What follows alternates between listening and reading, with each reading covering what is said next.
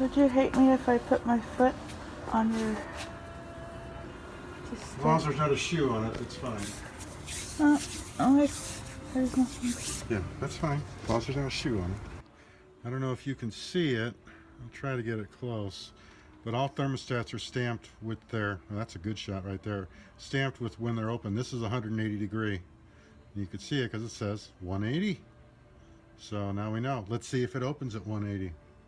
Let's.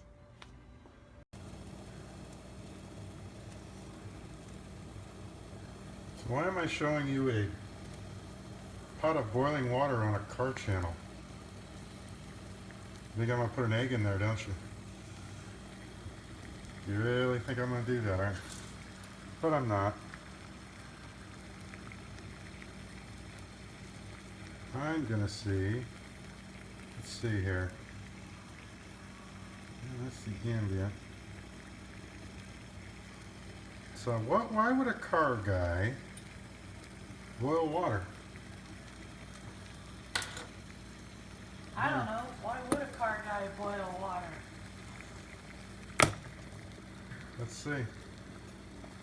Yeah, we're testing a thermostat. We're going to see if it opens.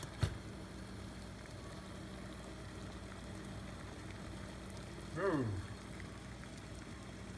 This is a 160 degree thermostat. This is what's going in the formula, and you can see a little bit of fog there, but she's wide open. That's what she's supposed to do.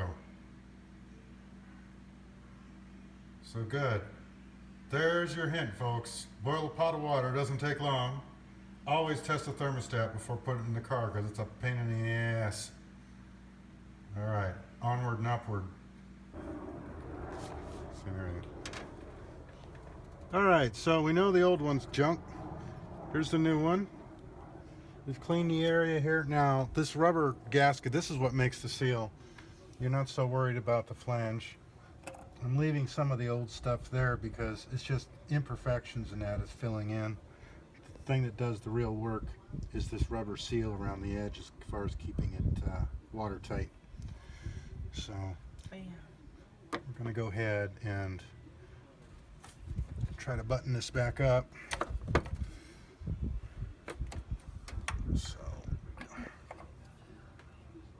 get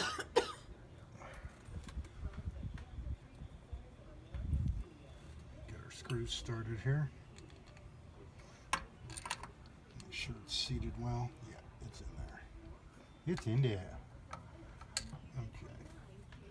Nice and flat over the top. Okay. Get these screws started.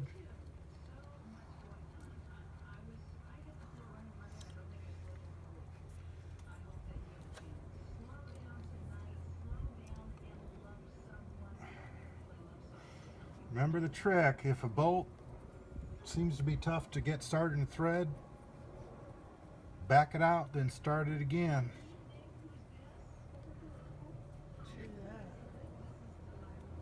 That way you don't strip threads. Some bolts are harder than others, but they shouldn't fight you the whole way. Even fine threaded bolts. There's a little bit of dreck up here. All right. Not a lot of foot pounds. This is aluminum. You don't have to over torque it.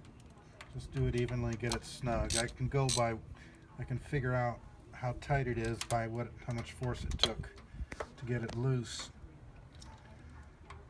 I'm probably doing about no more than maybe 15, 20 max, maybe foot pounds, and I could be way off on that. Yeah, there we go. We're tight. This isn't going anywhere. Yeah, we're good. That's tight. Okay. You know, while we're here, since we don't often get this opportunity, there's a throttle body. I'm gonna spray a little cleaner in there. Yeah. Won't hurt. I've done it before, but it's good maintenance. I use special throttle body cleaner.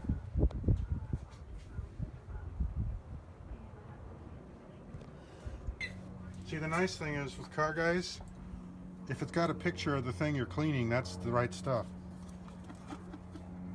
So, a little bit of. You always take the opportunity to clean stuff if it exposes itself or deal with stuff.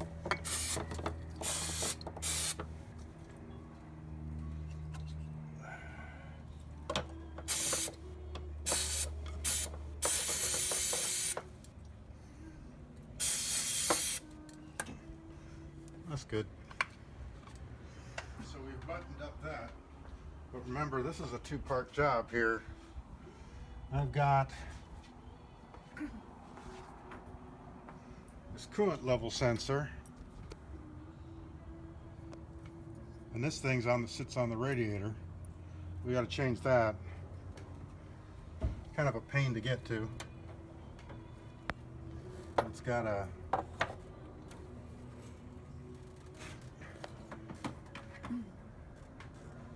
got some stuff in the way here.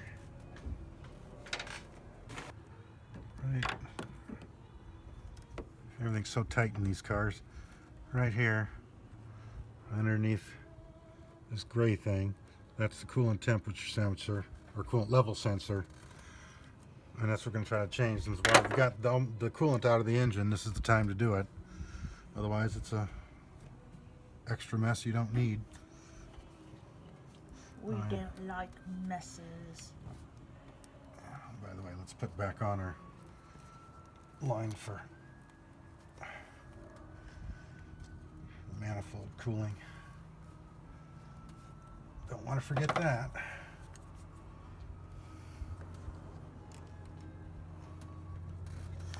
No fat shaming.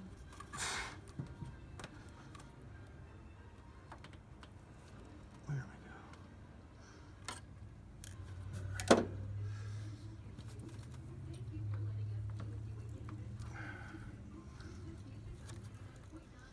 Yeah, that's good. Because over time, if it sits on that too, even if it seals now, it could wear a hole into the hose. Yeah, it only took 8 hours. Time lapse. Gotta love the time lapse.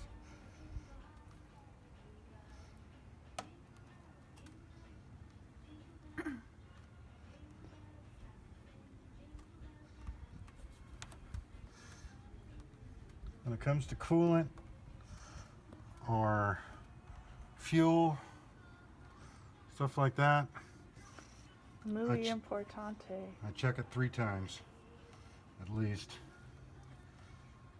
It's good to be paranoid. All right, so that part's on. Okay, so we took the battery out because it's easier to get at that way. Take out some of the stuff here that held the battery in. Otherwise, I was never going to get at that thing. Now, see, it's kind of a spring-loaded jobby here. So now that I can actually get some access to it,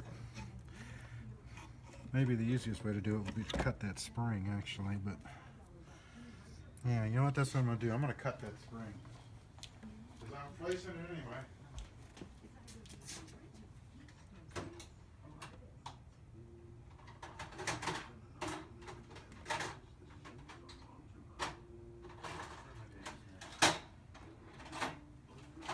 Yeah, I could sit there for the next hour and fight with this thing, or I can cut this spring and get it loose right now.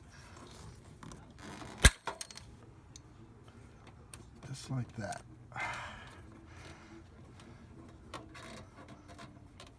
Alright, let's get the metal out of here. Recycling it to the earth. That's me. This is the connector for it. White metal comes from there. That's right, iron. Yes, of course. I think it. Let me look at the new one. Remember how to get this thing off. Okay, yeah, I just got to kind of pop it off of there. All right, carefully, gingerly, as they say. I like to use something padded, like a rubber room. Because now this is a plastic radiator, so you don't want to be crying on anything that would possibly damage it. There you go, and it's off. See how much easier that is? Just cut the damn spring, don't play with it. Works better that way. Got the El Camino guy's seal of approval on that too. All right. So, many hours have passed. It's now 3 o'clock in the morning. Now, this is the old one, and I do believe this is the original. So, can't complain after about 25 years. And here's the new one. We found the other part of the spring we snipped. I always look for it if you lose it, because who knows where that's going to end up. But we should be able to pop this thing on. It's just a spring. We know how the orientation is. So.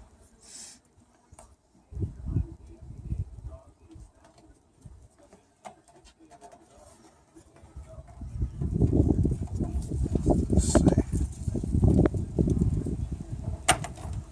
Yeah, I'm going to get this loose.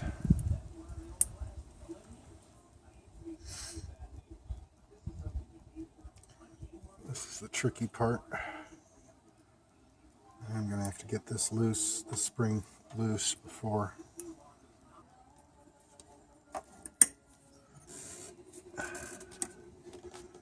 It should be simple, becomes complex. A lot of this has, this is why they normally, like I said, they normally do this with the radiator out of the car. I'm not going that far.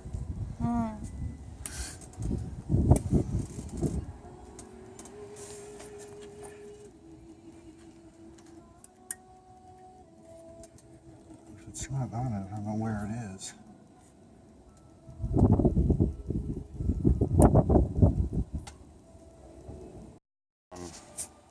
Yeah, it's counting down. Okay. I made it more difficult than it needed to be. Always. Just put the spring on, just keep pushing it, pop it, it'll stay. It'll go over the lip. Don't try to mess with the spring. See? And the big thing is, I'm putting a lot of pressure here to try to pull it off, and it's not going. So I know it's going to stay. Make sure this thing's tight, though. Definitely make sure it's tight. And I wrapped up the original lead for the one that wasn't working. So just pop that back on there. There's the lip.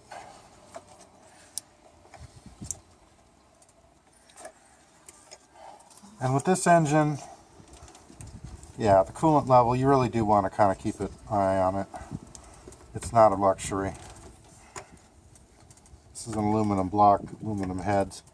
It doesn't take well to overheating. More so than a normal.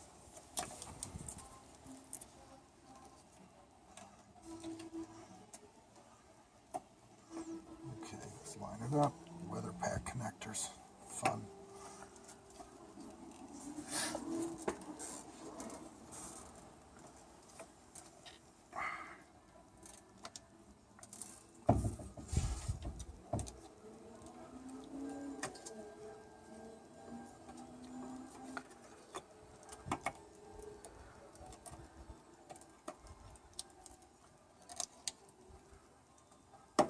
There we go. Pop, tap, done. Heard that click. The click of victory. So that was right chair. Right chair next to the left chair. Yeah, little test here. It's not popping off before it was coming off. So there you go. Just pops right on. All that. And we had to take the battery out and everything. All right.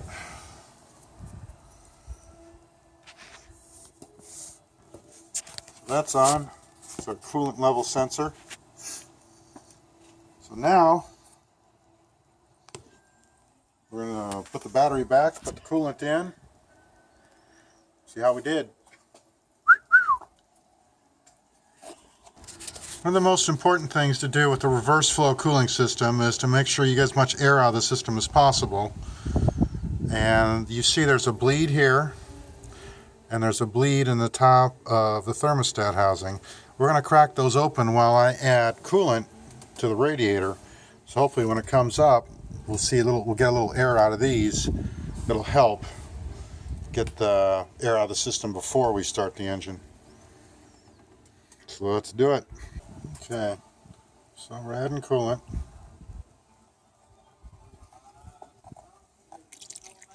And we've got the bleeds open.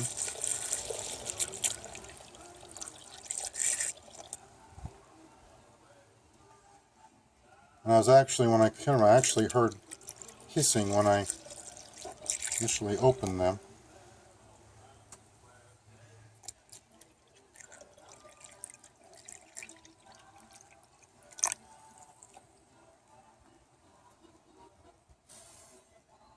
All right.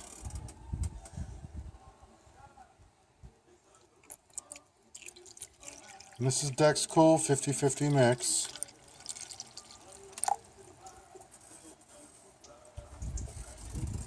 Okay. Yep, we're bleeding out here. You can actually see a little bit of coolant there.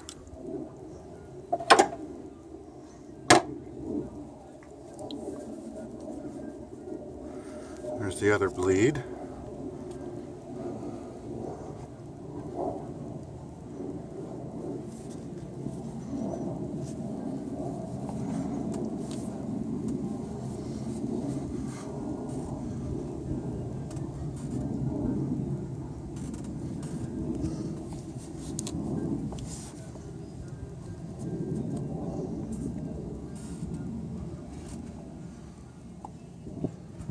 Okay, get my finger out of the way there. Let's see where we are on the radiator. Pretty close there.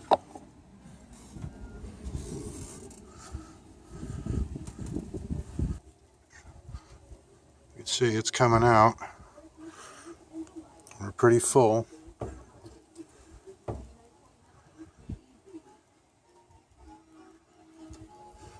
Let's check the other one.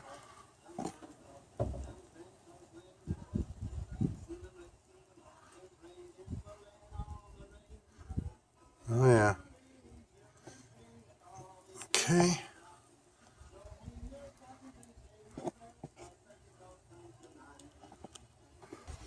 We're all tightened up. Let's close these up.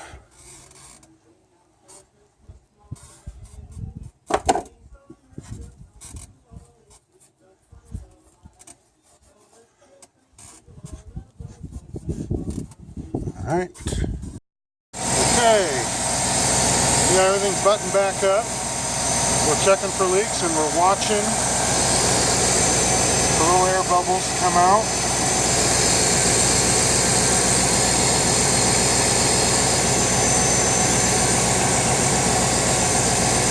I already see some air.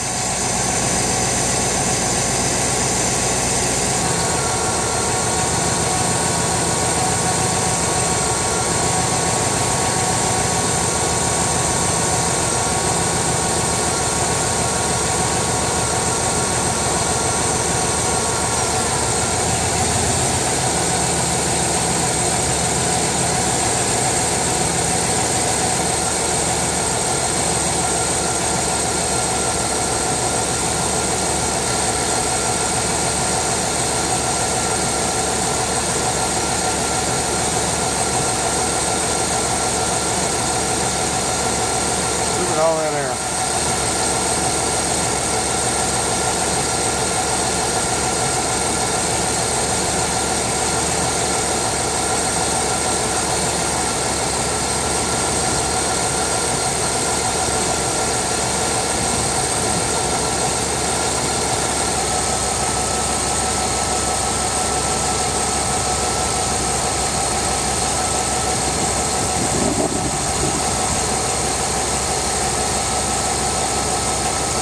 Thermostat's opening.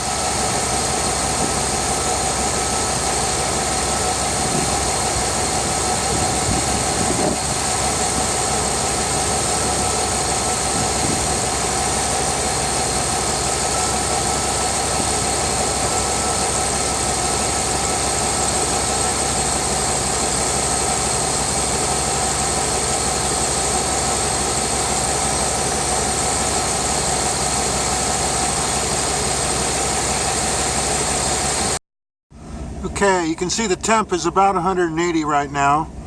It's warmed up. And we've got the radiator cap back on. We're going to do the bleeds now. We're going to bleed this one. Just a little bit. Yeah, that one's fine.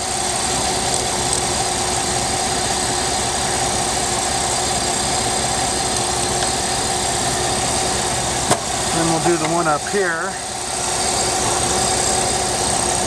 little rag under that. A little rag under there.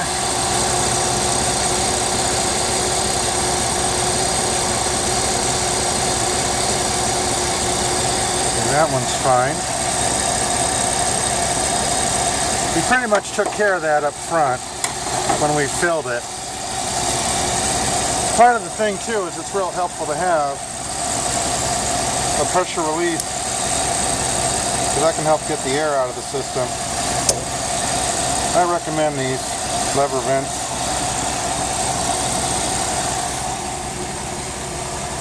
Let's see how we're doing on temps.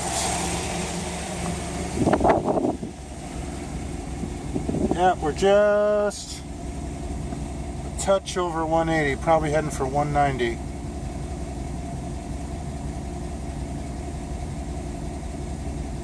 Yeah, we were over at 210 already with the old thermostat.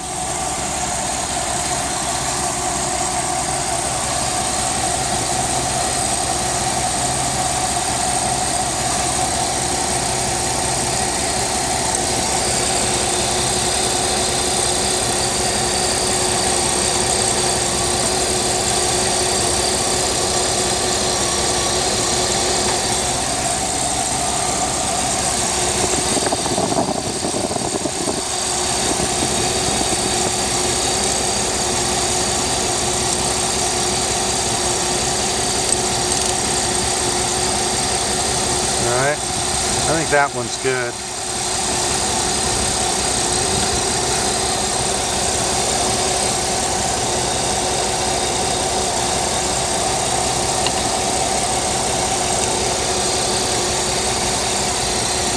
This one.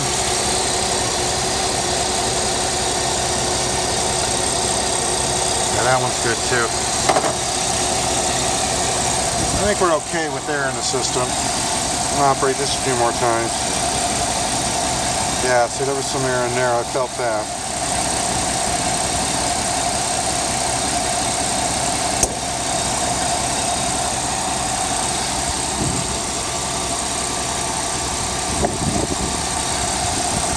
All right.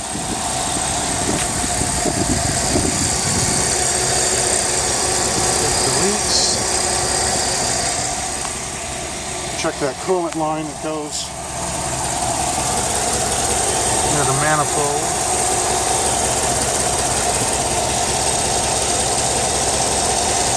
See any trouble there? Putting a finger down there.